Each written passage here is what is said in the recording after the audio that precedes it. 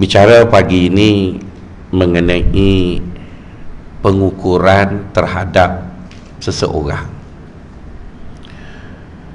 Dalam agama kita, pengukuran terhadap seseorang yang diguna pakainya adalah apa yang kelihatan. Itu berdasarkan sabda baginda, nahnu nahkum bidzawahir wallahu yatawallas sarair. Maksudnya kita, iaitu sesama manusia, menilai seseorang berdasarkan apa yang tampak dilihat, manakala apa yang tak nampak serahlah kepada Allah Subhanahu wa ta'ala. Jadi tuan-tuan, oleh kerana penilaian terhadap seseorang itu ada kalanya perlu dilakukan, ada kalanya lebih baik kita tidak menilai dari menilai. Tapi jika kita mengambil sikap langsung tidak menilai seseorang, maka dia juga mendatangkan masalah. Lebih-lebih lagi perkara-perkara yang memerlukan kepada kesepakatan, memerlukan kepada kebertanggungjawaban dan sebagainya. Jadi oleh kerana itu tuan-tuan, ada beberapa kaedah yang harus dipakai apabila kita menilai seseorang. Misalnya kalau kita perhatikan kepada Al-Quran, Al-Quranul Karim jarang menggunakan ayat yang menunjukkan keseluruhan.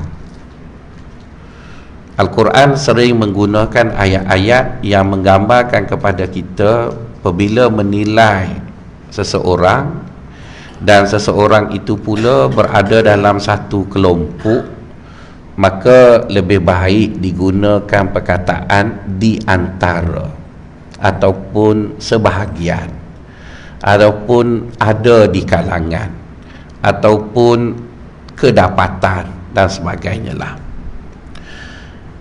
Kadang-kadang menilai orang ini tuan-tuan, ianya memberi kesan yang agak negatif kepada orang itu dan juga kepada khalayak yang didorong untuk menilai. Misalnya, apabila seorang ustaz itu sering menggunakan penilaian, dan penilaian itu pula dibuat dengan begitu rakus, dengan mengatakan bahawa semua, keseluruhan, tak ada seorang pun di kalangan mereka dan sebagainya. Ayat-ayat seperti itu walaupun nampaknya mudah ataupun nampaknya kecil ataupun ringan, tetapi yang menjadi masalah, dia membentuk satu sikap yang dinamakan tidak boleh menerima orang lain. Dan itu tuan-tuan, kadang-kadang cukup menakutkan dalam agama kita. Kedapatan ramai ustaz-ustaz apabila mereka berceramah, mereka memilih dalil-dalil secara selektif, kemudian membuat generalisasi berdasarkan beberapa dalil selektif tersebut. Dan di penghujung bicara itu mereka menegaskan bahawa inilah pandangan Islam.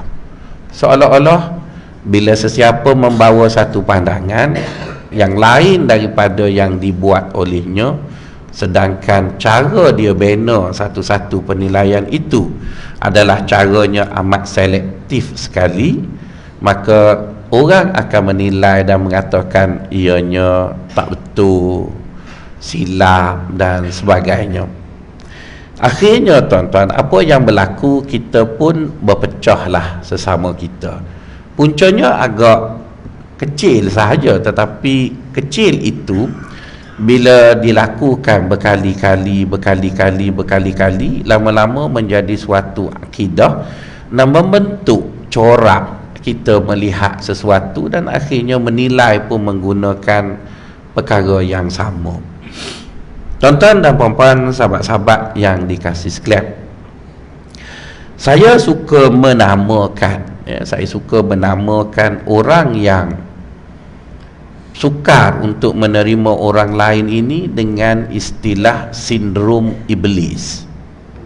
Mungkin agak kasar lah, tetapi saya rasa orang yang pertama sekali melakukan kedosaan ini, di mana dia sukar menerima orang lain, adalah iblis.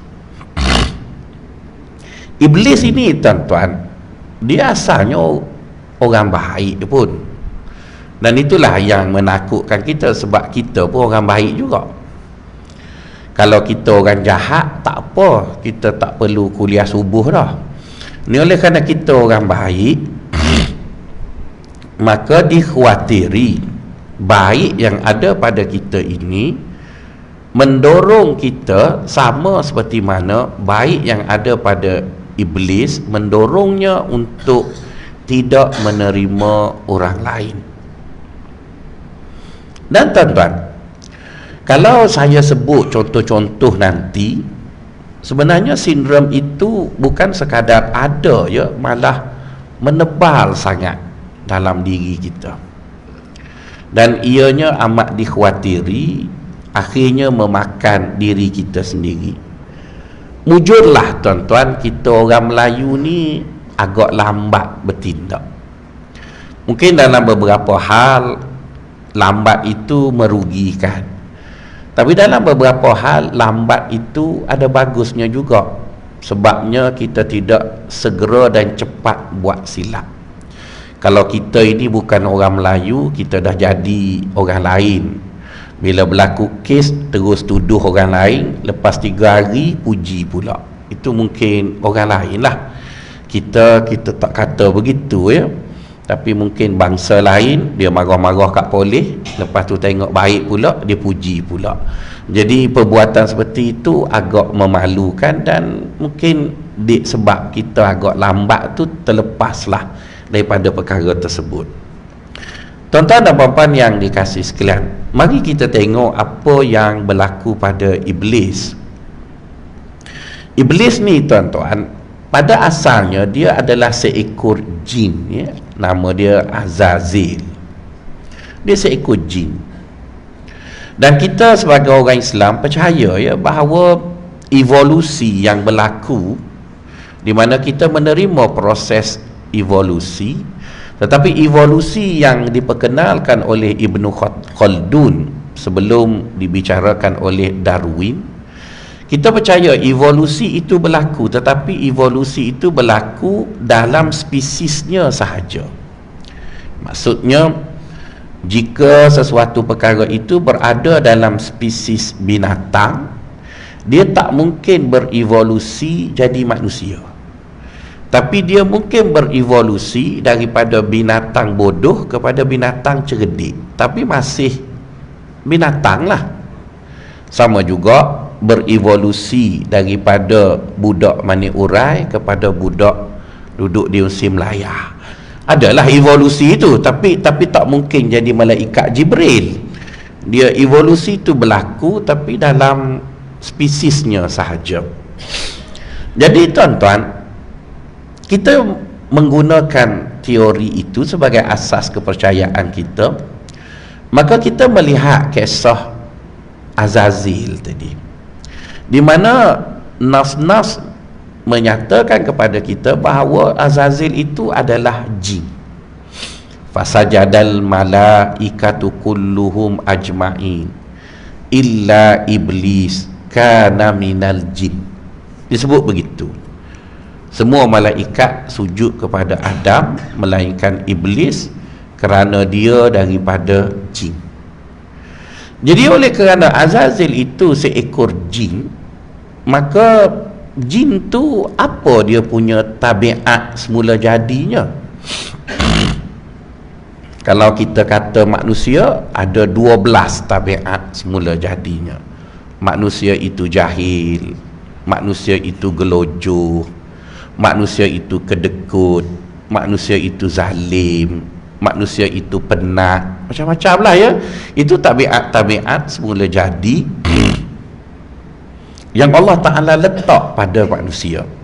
Jadi manusia tadi, walau dia berevolusi sampai ke tinggi mana pun, dia tetap manusia tadilah. Misalnya Al-Quran mengatakan manusia bergerak mengikut kepentingan.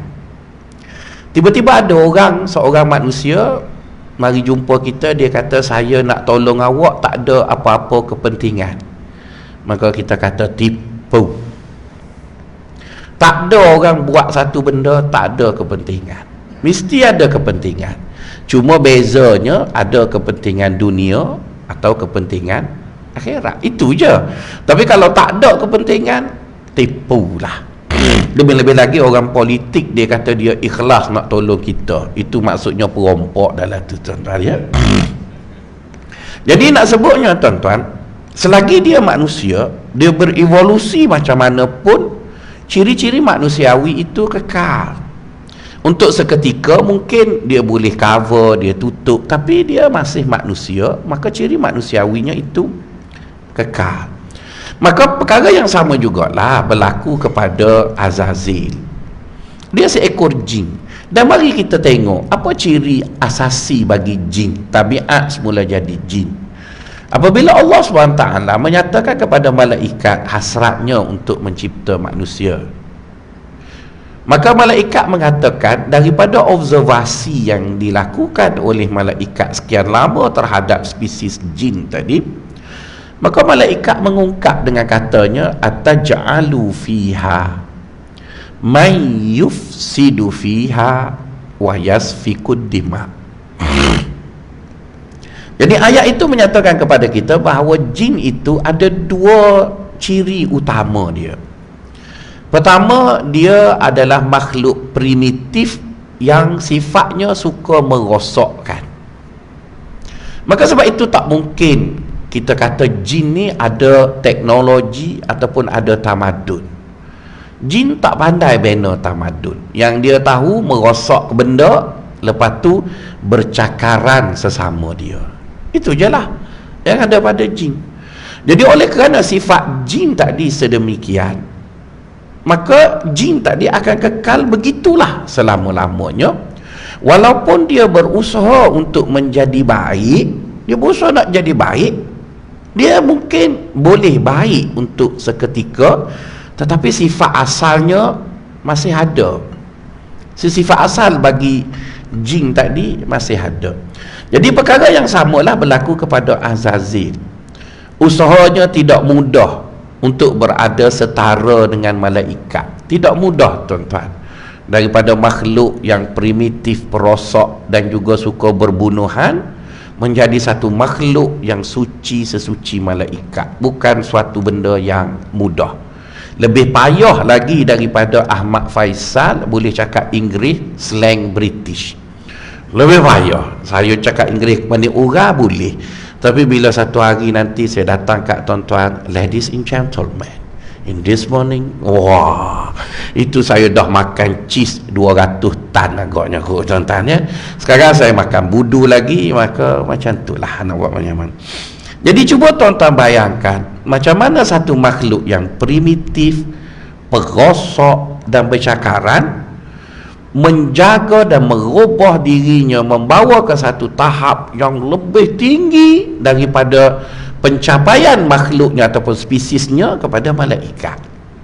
Jadi Azazil sudah berevolusi dengan satu proses evolusi yang panjang, tetapi itu tidak merubah Azazil menjadi malaikat. Tak ubah pun, cuma dia duduk bersama malaikat. Jadi duduk bersama tidak menjadikan ianya itu. Macam kita tengoklah ya, orang Melayu duduk dengan Mak Saleh, dia mimpi ikut bahasa Inggeris, dia makan roti, malah gaya hidup dia lebih Mak Saleh dari Mak Saleh, tapi dia tetap Melayu. Tetapkan nak kata dia mau Mak Saleh dah di situ hidung kepek gitu tuan-tuan. Dia Melayu lah nak katanya. Jadi nak sebutnya dia duduk bersama. Jadi bila Azazil ni dia duduk bersama, Lama-lama orang Kelantan panggil makan perasan. Dia perasan. Dia perasan dia dengan malaikat tu segeng. Sedangkan dia bukan malaikat pun. Dia bukan malaikat pun. Cuma dia duduk sekali. Dia duduk sekali. Jadi bila dia duduk sekali, lama-lama dia jadi perasan gitu. Macam kita tengoklah India Muslim, dia kerja dengan British. Nama dia Abdullah Munshi. Nah, Abdullah Munshi itu India Muslim. Dia orang India tapi beragama Islam. Kerja dengan British. Jadi bila Abdullah Munshi kerja dengan British, banyak benda-benda yang sepatutnya Abdullah Munshi tak buat, tapi dia buat sebab Tuan dia suruh. Antaranya dia orang pertama menterjemahkan Injil ke dalam bahasa Melayu. Kemudian Abdullah Munshi dapat geran penyelidikan apa tahu daripada bos dia tu. Dia pun round lah seluruh Semenanjung. Maka dia pun cerita tentang orang Melayu. Cuma tuan-tuan baca catatan perjalanan Abdullah Munshi, sakit hati ya tuan-tuan. Tak ada satu pun dia puji Melayu. Dia kutuk Melayu. Kenapa dia kutuk Melayu? Sebab dia pergi tu mewakili Inggeris, yang dianya gelap India. Tapi dia berasa dia Inggeris lah. Sebab bangun pagi tengok Mak Saleh putih, bini Mak Saleh putih, minum teh daripada India. Lepas tu dia berasa. Maka dia pun menelusurilah Sungai Pahang. Dia betulilah dia kutuk orang Pahang. Sampai ke Kota Baru dia kutuk orang Kelantan. Dia kutuk orang Terengganu. Lepas tu jenis orang Melayu pula kagum dengan desain India tu, kutuklah pula Melayu pula. Saya pun heran tuan-tuan. Sebenarnya apa yang ditulis oleh Abdullah Munshi satu sisi ya. Satu sisi dari gambaran orang Melayu, dan cara lihatnya eagle view. Hidup atas tengok. Jadi kalau kita bercakap tentang metodologi dia pungut data, rasanya tak tepat tu. Kenapa tak tepat? Sebab bila nak buat kajian sosiologi, kita mesti hidup bersama dengan orang tu. Kau kena hidup dengan orang tu. Kenapa dia buat begitu? Kenapa dia buat begitu? Mesti ada sebab. Tapi kerana otoriti yang dia ada, kerana dia budak suruhan pegawai Inggeris, maka dia menumpang otoriti bosnya dan dia berlagak seperti bosnya. Maka dia tulis lah. Tulis. Akhirnya tradisi mengutuk orang Melayu itu jadi panjang. Kutuk. Dan akhirnya orang Melayu menerima kutukan itu dan percaya kepada kutukan itu. Yalah, kita bodoh kan? Yalah, Cina cerdik kan? Yalah, Cina walaupun dia kafir tapi dia amanah, Melayu jahat. Gitulah. Kita percayalah kita jahat, kita bodoh, kita macam-macam lah. Itu kita percayalah orang lain baik. Sedangkan sejarah bangsa lain lebih tahu daripada sejarah kita. Tapi kita apa kita nak buat? Kita bodoh. Kita tolong, kita uduh. Kita berlaku. Dan akhirnya kita terima kutukan itu ialah kita. Dikutuk, kita pun terima. Akhirnya kita tak percaya orang kita boleh buat benda baik. Kita percaya orang lain lebih pandai. Kita percaya orang lain lebih cerdik. Kita percaya orang lain lebih amanah, kerana selalu dikutuk begitu. Jadi tuan-tuan, bila Abdullah Munshi dah lama duduk dengan Inggeris, dia berasa dia Inggeris. Padahal dia bukan Inggeris. Dia India Muslim, pegawai rendah bagi Inggeris itulah. Inggeris hanya memperkudakan dia je. Cuma dia perasan tu lebih. Macam orang India sekarang lah tuan-tuan. Orang India tuan-tuan, bila dia kaya, dia terus murtad masuk Kristian. Sebab kalau dia kekal Hindu, dia takkan dihak kaya kerana dia kekal paria. Dia kena murtad. Mana ada India miskin murtad, dia kena kaya dulu. Sama juga Cina. Cina kalau miskin buta, dah kaya Kristian selalu tuan-tuan. Sebab dengan Kristian itu dia boleh cakap Inggeris. Dia rasa dia begitu, sehingga di parlimen pun desak nak cakap Inggeris dah. Dia terlupa dia duduk di Malaysia. Sebab apa? Sebab dia tak pernah rasa pun dia sebahagian daripada benda ini. Jadi oleh kerana itu, Iblis pun perasan lah. Ini perasaan dia Dia dengan malaikat tu serupa. Sedangkan tak pernah pun dia berevolusi dari malaikat, ada dari jin jadi malaikat. Cuma kerana usahanya yang bersungguh-sungguh itu menjadikan dia diletak bersama. Hakikatnya dia masih jin, malaikat adalah malaikat. Okey tuan-tuan, mari kita tengok di mana jin dan malaikat berbeza pada hakikatnya. Berbezanya ialah pada taat. Di mana Allah cipta malaikat, satu makhluk yang tak pandai buat dosa. Malaikat ni ialah makhluk, kalau Allah suruh dia tak fikir dah, dia ikut je. La ya'sunallaha ma amarahum wa yaf'aluna ma yu'marun.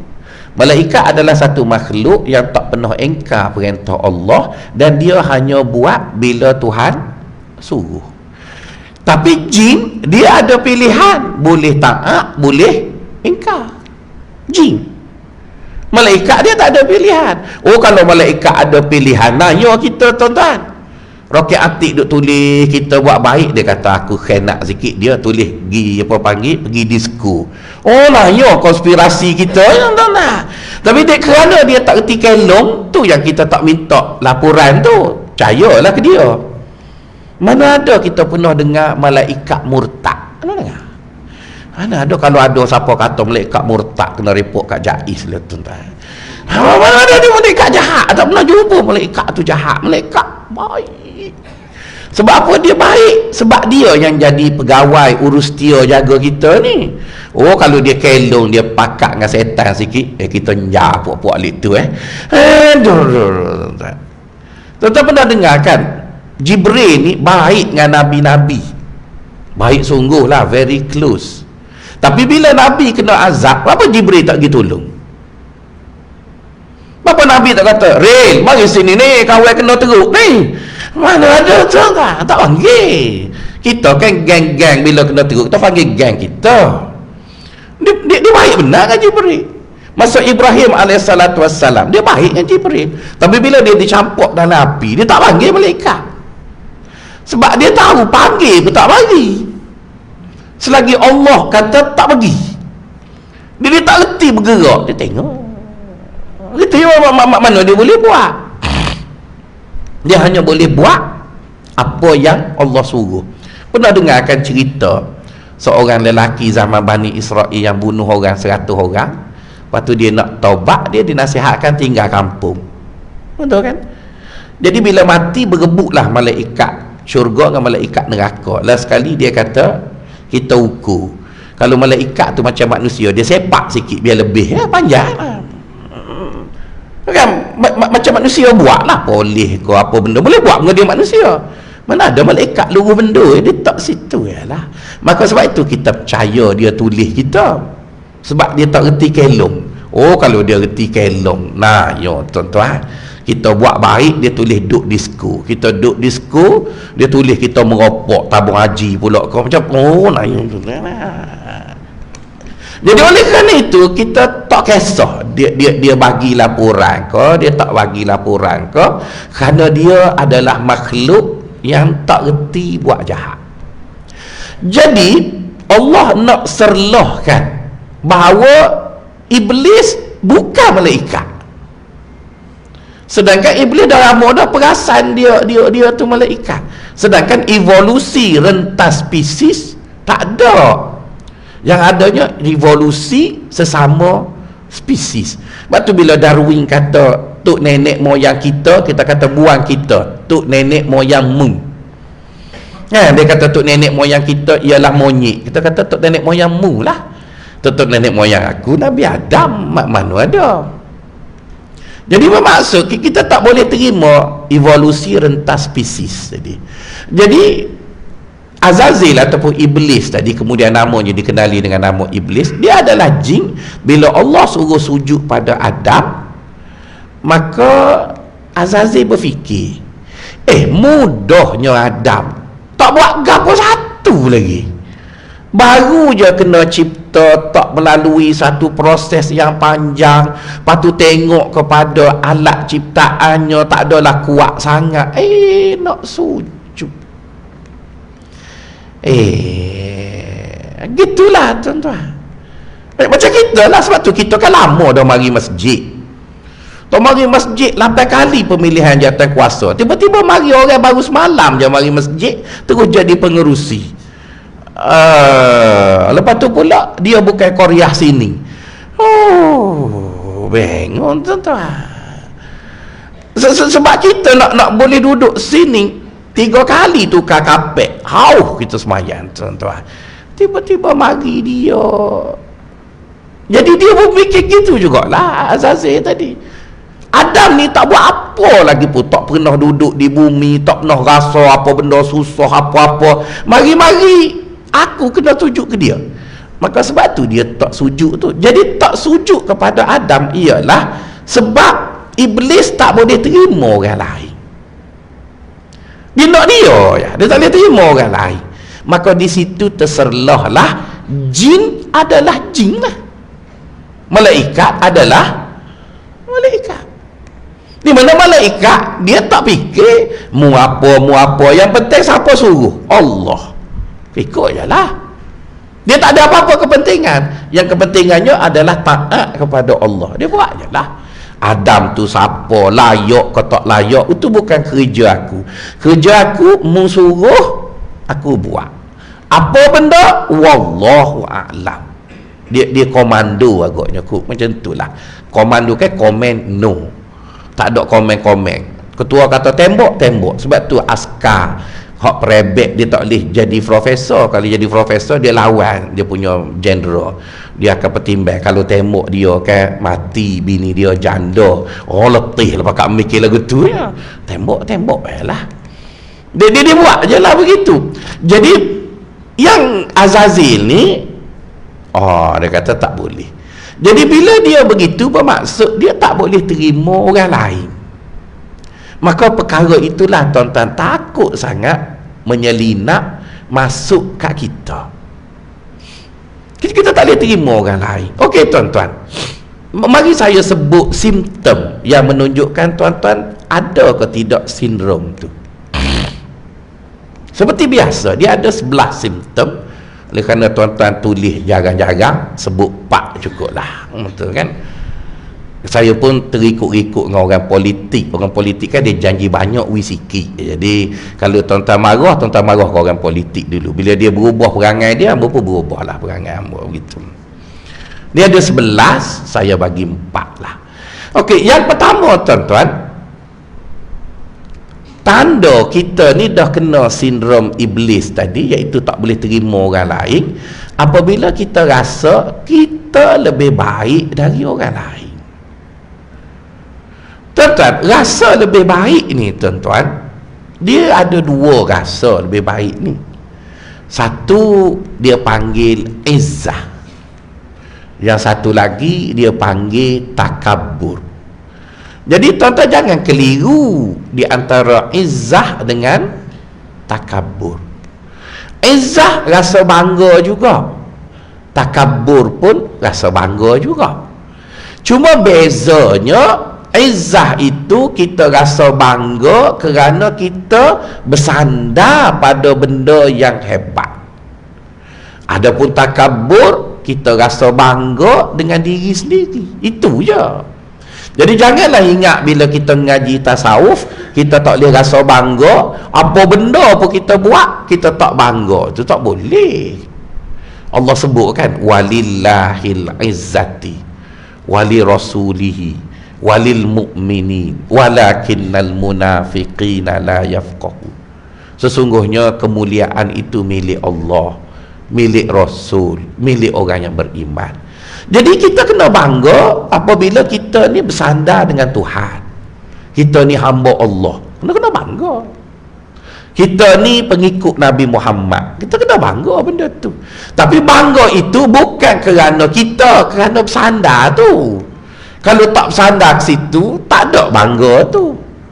Maka sebab itu kita tak boleh rasa setara dengan agama lain.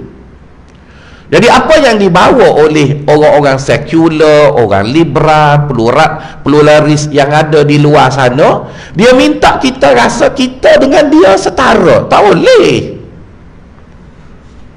Kita kena rasa kita lebih mulia, tapi mulia itu bukan kerana kita, kerana Islam tu. Jadi kalau kamu nak juga mulia tu, marilah. Tak ada masalah apa pun. Jadi kita kena rasa bangga kerana sandaran itu, bukan bangga kerana diri kita.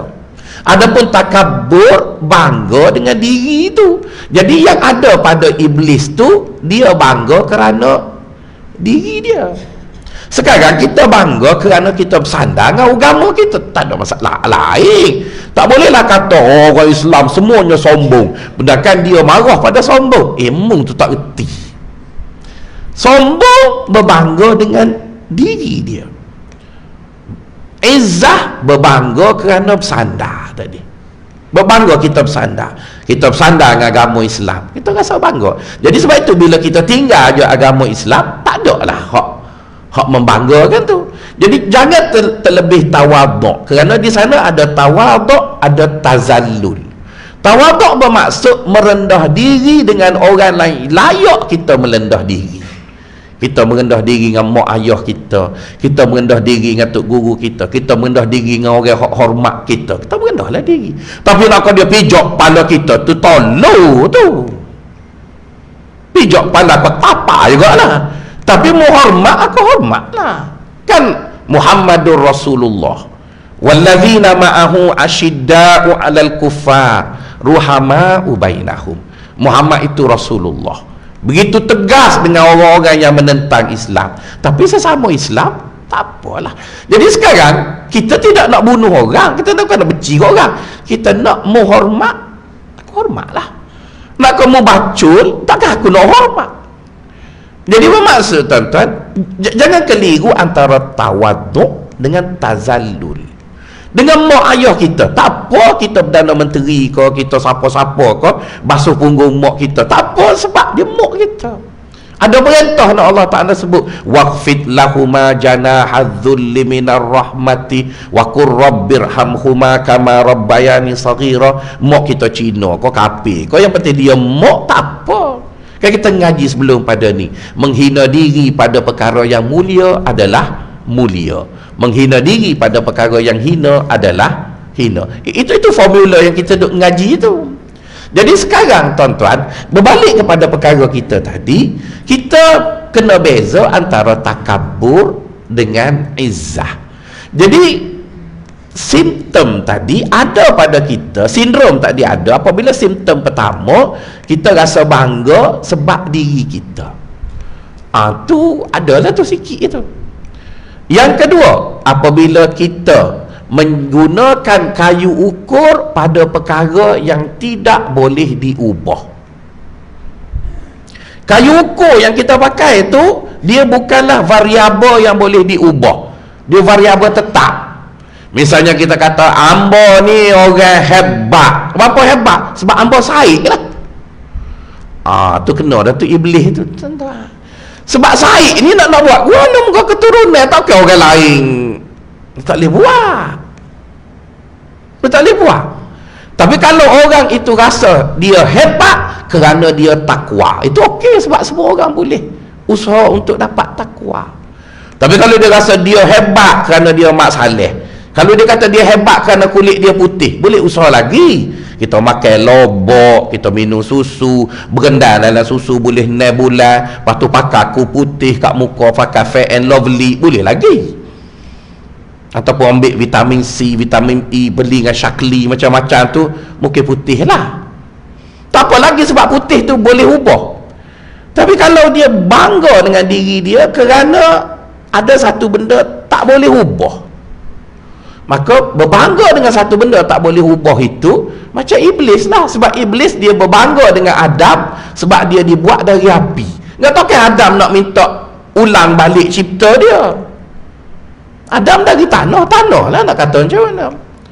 Jadi sebab itu tuan-tuan, tidak salah orang tu dari keluarga Said, tak apa, Said Sarifah, Tapi janganlah tolak pinangan orang yang tidak sahih kerana mu bukan sahih. Itu tak boleh lah. Orang hamba minta maaf lah, tak berapa berkenan dengan anak demo. Tak apa, nak macam mana, bukan tak boleh, bukan boleh paksa kan. Tapi kalau dia kata hamba tak kelah langsung, tak ada sahih, anak hamba takkan disentuh mereka oleh sahih, demo gapo ada. Oh, tu teruk benar lah tuan-tuan. Tak boleh lah begitu. Dan minta maaf ya, kadang-kadang orang Said Sarifah ni dia perasannya lebih. Bukan hak ada kat sini, ini cerita kadang-kadang. Saya ada seorang kawan saya tu Said lah. Dia keluarga Said ni banyak di Pahang. Dia orang Pahang, tak boleh sebutlah negeri mana. Teruk benar dia duduk dengan kita, pitih pun tak ada. Kita pun tak ada pitih juga, tapi belanjalah dia makan sampai lulus degree. Balik-balik daripada belajar tu singgah rumah dia dulu. Tengok-tengok ada adik comel. Dia tak cerita pun adik dia comel. Oh, gak kita duk ingat lama dah menopel aku, kok boleh lah. Kending. Kita pun tanya, Said, oh, kau dekuk demo tak cerita adik comel. Boleh kau berubah air muka tu tak? Macam dia tak pernah kenal kita. Oh, dia kata kami keluarga Said tak akan kahwin melainkan dengan Said Sarifah. Kita kata mu tak tahu aku Raja Gopal lagi hebat kan. Jadi bermaksud tuan-tuan dia ngaji agama 4-8 tahun tak pergi langsung dengan Said Sarifah dia tu. Tak boleh lah. Kalau dia tak nak kat saya pun cakaplah, tanya adik saya, lepas tu pergi pakak belakang kata ada tunai dah. Oh, minta maaf lah adik hamba betul. Okey lah. Ini nak kau sandak Said dia. Kadang-kadang Said pun palsu, tak tahu tuan-tuan. Jadi nak sebutnya tuan-tuan, tak boleh begitu. Kita tak boleh sandar kepada kemuliaan itu pada satu benda yang tak boleh nak ubah. Kita pergi dengan orang India kata mu ni kelas rendah ni apa? Sebab aku Melayu, mu India. Oh, tak betul lah tu. Iblis lah tu. Kenapa? Sebab meletakkan sesuatu pada suatu variabel yang orang tak boleh nak usaha. Tapi kalau kita ni takwa, kita ni rajin, dia malah, itu okey lah kita buat contoh. Bapa malah sangat, marilah rajin dan sebagainya. Itu nombor 2. Nombor 3 tuan-tuan, apabila kita merasakan orang yang bukan kita ni tak ada hak, kita seorang je ada hak. Orang lain tak ada hak langsung, kita seorang je ada hak. Hak untuk bercakap pun kita, hak untuk memiliki pun kita, hak apa-apa kita je, orang lain tak ada hak. Maka di situ menunjukkan kita dah mula ada sindrom iblis tadi dalam diri kita. Jadi kita duduk di sebuah negara tuan-tuan, kita menerima orang Cina, orang India, orang Buddha, orang Hindu, maka mereka juga ada hak untuk mereka beribadat. Tapi nak kau rumah ibadat mereka banyak pada kita tu bukan hak dah tu rohak adalah tuan-tuan. Ni mentah orang bagi kan lebih pula. Jadi bermaksud mereka ada hak lah, tapi tidaklah bermaksud hak itu sampai melampaui itu terlebih dah pulanya. Tapi mereka ada hak. Kalau kita boleh beraya, maka kita jumpa mereka beraya lah. Tak bolehlah kata oh, ni agama syirik, tak boleh beraya. Tuan-tuan, Nabi pun duduk dengan orang kafir juga tuan-tuan. Kalau ada kenyataan mengatakan Nabi bunuh orang kafir, tak betul tuan-tuan. Nabi tak bunuh orang kafir. Nabi bunuh orang kafir yang lawan Islam. Kau tak lawan, tak ada apa pun. Tapi itu bila kita guna ayat tu tak berapa tepat, maka dia membentuk satu kefahaman yang tak betul. Dan Nabi duduk di Madinah, jiran dia orang Yahudi, bila hari raya dia masak kuah banyak sikit atas ke jiran sana. Itu menunjukkan dia ada hak juga untuk makan, dia ada hak untuk beraya, dia ada hak, adalah hak dia tu. Tapi kita memberi hak ajalah, kita tidak akui dia tu betul, tapi hak dia harus diberi. Dan kalau tuan-tuan baca sejarah tamadun Islam pada abad kedua sampai abad ke-8, siapa yang paling banyak menyumbang untuk perkembangan ilmu dalam Islam? Orang Yahudi, orang Kristian. Mereka lah yang menterjemah buku-buku Yunani, Greek ke dalam bahasa Arab. Kalau nak tunggu orang Arab, tak reti-reti tuan-tuan. Orang betul lah. Jadi bermaksud dia hidup dengan kita lah, tak ada dia. Dan dia pula kaya raya kerana kebijaksanaan yang dia ada. Pada zaman itu terjemahan buku dikira berat buku tu dengan mak. Gak buku zaman dulu tebal, dia pakai kulit lembu. Dia tak tulis kat kertas murah. Tuan-tuan bayangkan Jahil, seorang ulama Islam, dia menulis buku, kira-kira buku tu hempak dia mati. Besar mana buku tak tahu. Jadi maksud buku tu bukan kecil, besar-besar tuan-tuan begitu. Dia hempak ke debu, mati. Kalau tuan-tuan pergi ke India, Pakistan, ada lagi tradisi buku besar meja ni. Jadi kalau nak mengaji Sahih Bukhari, nak masuk kelas tu kena junjung buku. Junjung gitu. Letak kat berdebu besar. Padahal boleh je dia kecil, tapi nak kekalkan tradisi buku tu besar. Gitu je lah. Jadi nak sebutnya tuan-tuan, hak mesti diberi kerana dia hak. Dan yang keempatnya, apabila orang lain ditimpa musibah, kita seronok sangat-sangat, guling-guling suka. Maka itu dia punya sindrom tu teruk benar dah, kena pergi ICU dah tuan-tuan. Jadi bermaksud itu 4 benda yang didapati ada pada iblis ketika mana dia tak boleh terima Adam tadi.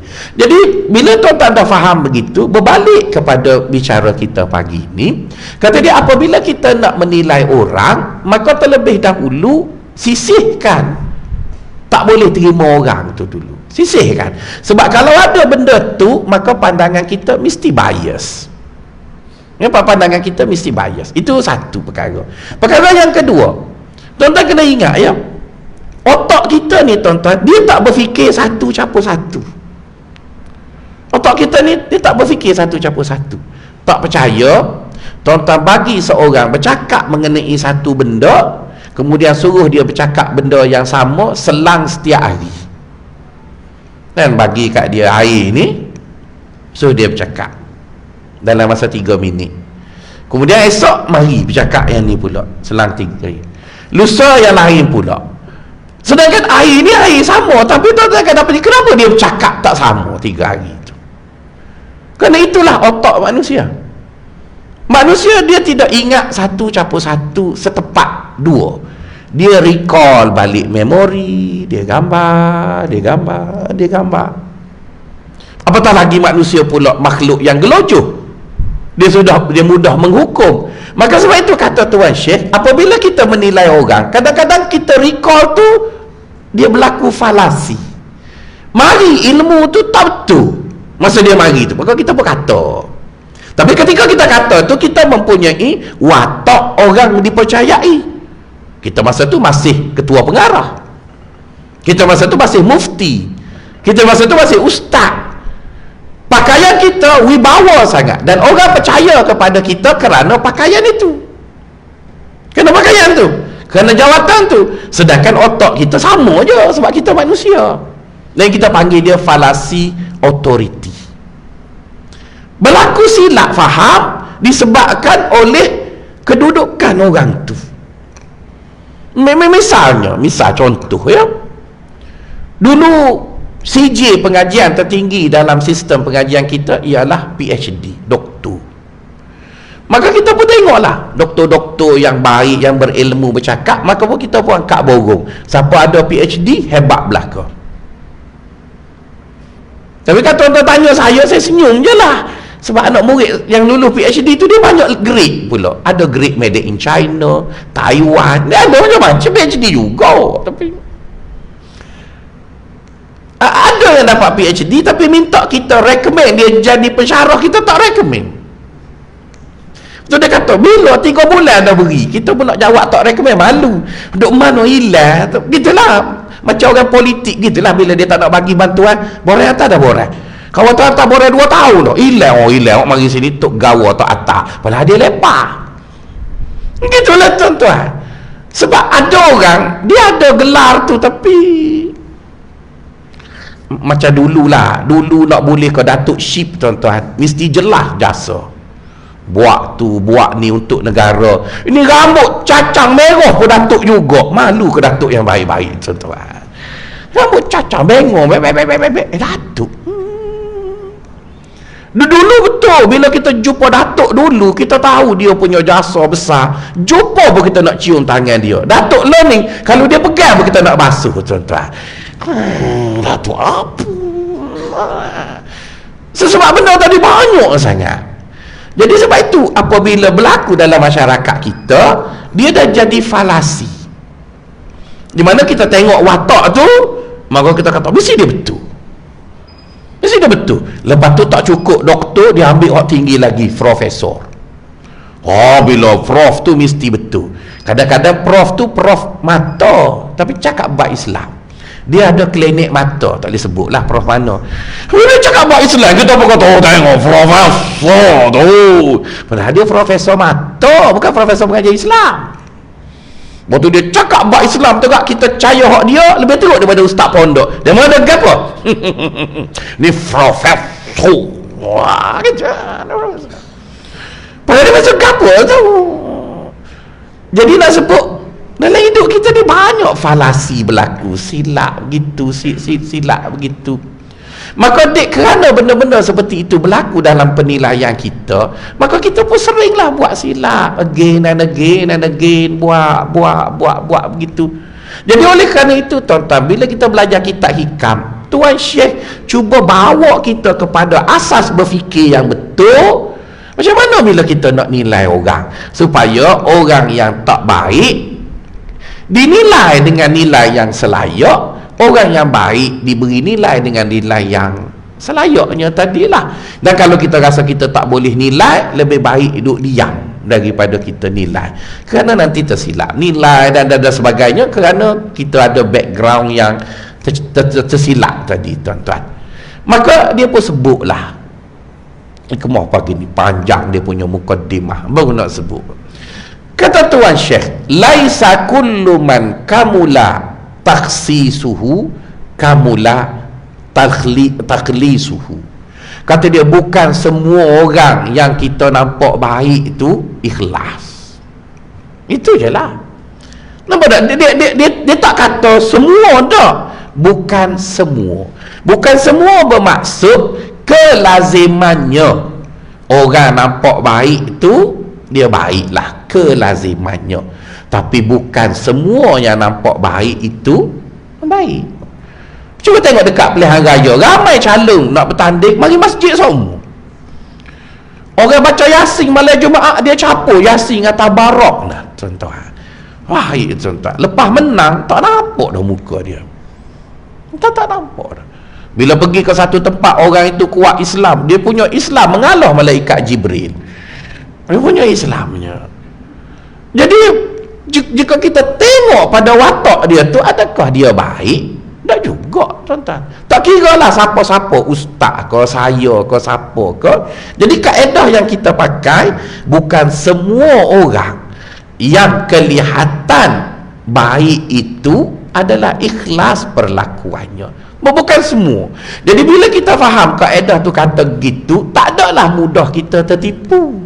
Kita akan sentiasa hazar, iaitu berawasan. Ya ke? Ya ke? Ya ke? Ada 3 ciri ataupun 3 perkara boleh kita nak tahu orang tu betul ke dia tu betul seperti dia nampak. Tuan-tuan tengok 3 perkara. Dan lepas ni tuan-tuan janganlah duk itau orang pula sekadar benda tu lalu kita pun tengok begitu. Tuan-tuan, ni masalah juga, kita ajar banyak-banyak dia duk buat test orang. Janganlah begitu ya. Maksudnya bila kita tengok orang tu gitu, kita tengoklah, okey. Okey, ciri yang pertama, apabila orang tadi overacting. Dia overacting.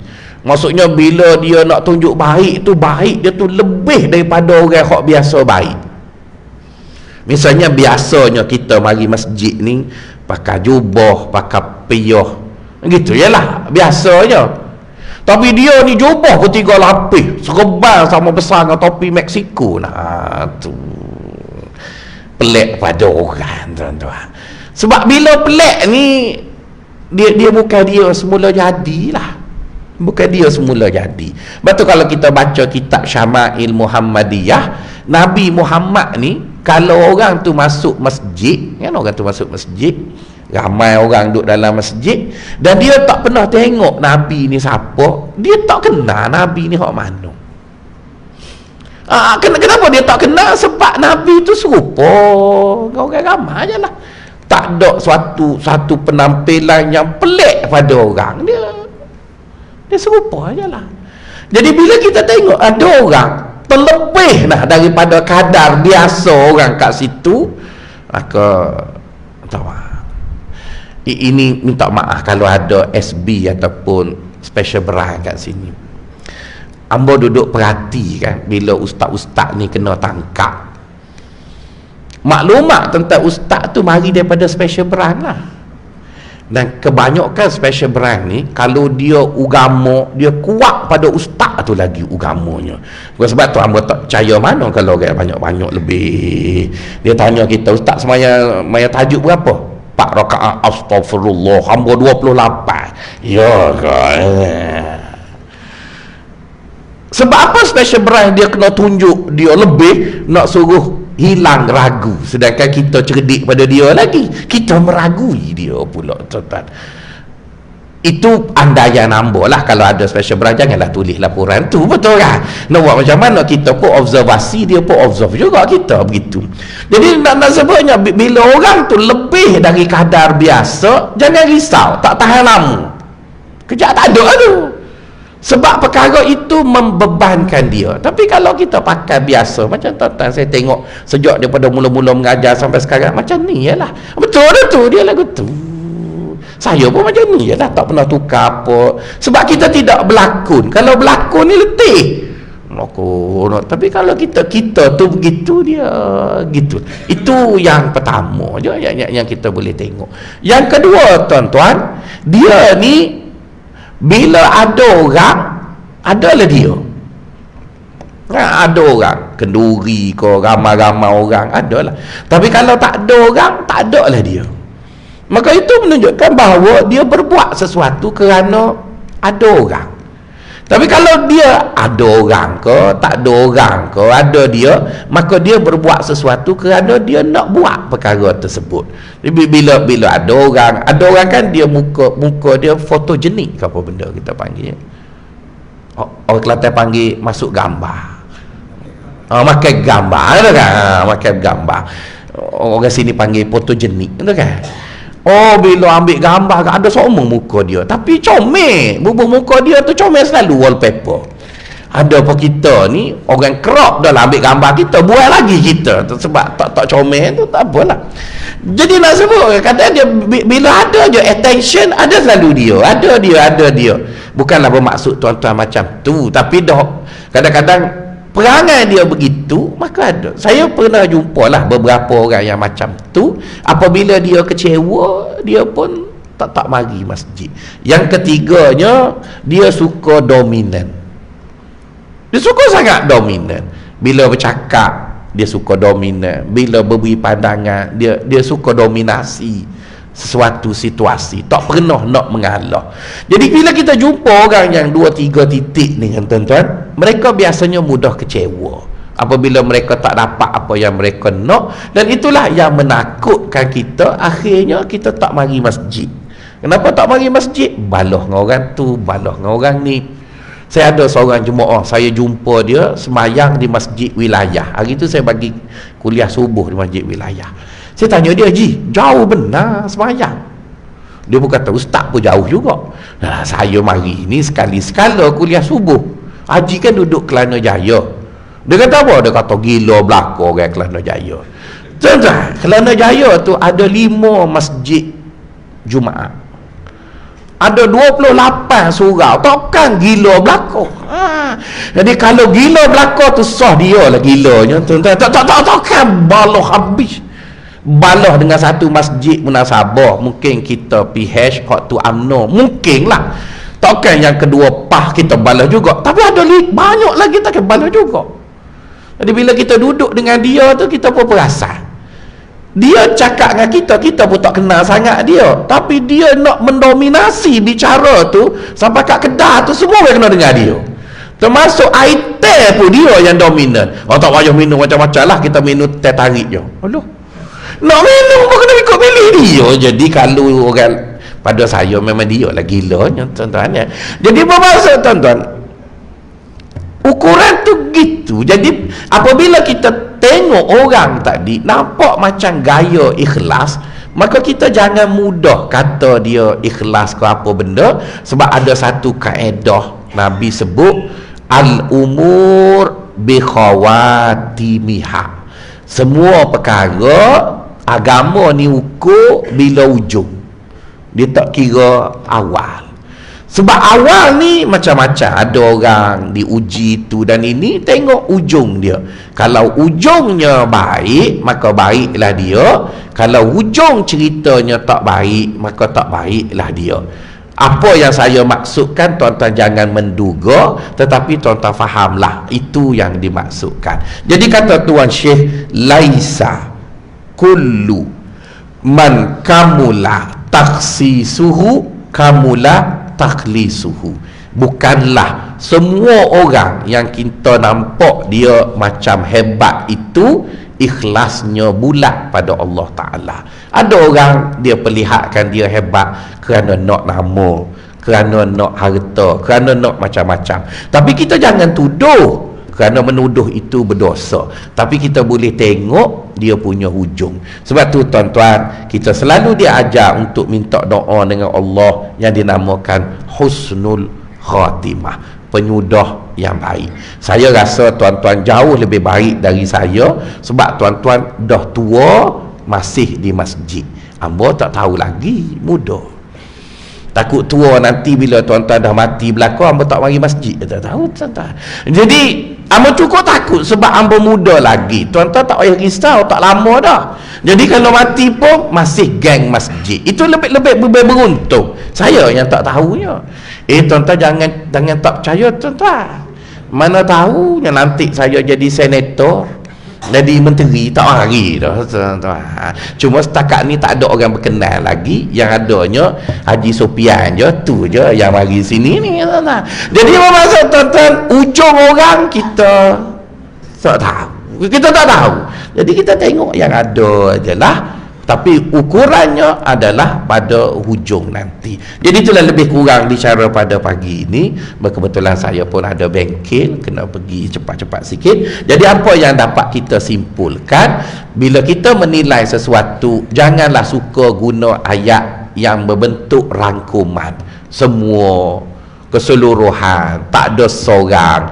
Gunalah ayat yang lebih lunak sedikit. Ada kala sebahagian mereka, ada di antara mereka. Jadi bila kita sebut macam tu, kadang-kadang ada orang yang duduk di situ tetapi mereka bukan seperti itu, maka dia terasa bahawa dia juga dihormati. Itu perkara yang pertama. Perkara yang kedua, apabila kita menilai orang, dia dipengaruhi oleh latar belakang kita. Antara latar belakang yang menjadikan kita prejudis dengan orang ialah sikap kita tak boleh menerima orang lain, seperti mana cerita tentang sindrom iblis tadi. Dan yang kedua, kita mempunyai falasi autoriti, di mana kita melihat kedudukan, baju, watak seseorang itu, di mana lazimnya perkara-perkara itu dibuat oleh orang baik-baik, maka kita pun akak loncong, akak borong bahawa semua orang berwatak begitu adalah baik. Maka datanglah bicara Tuan Syekh pagi ini, bukanlah semua orang yang kelihatan baik itu baik pada hakikatnya. Wassalamualaikum.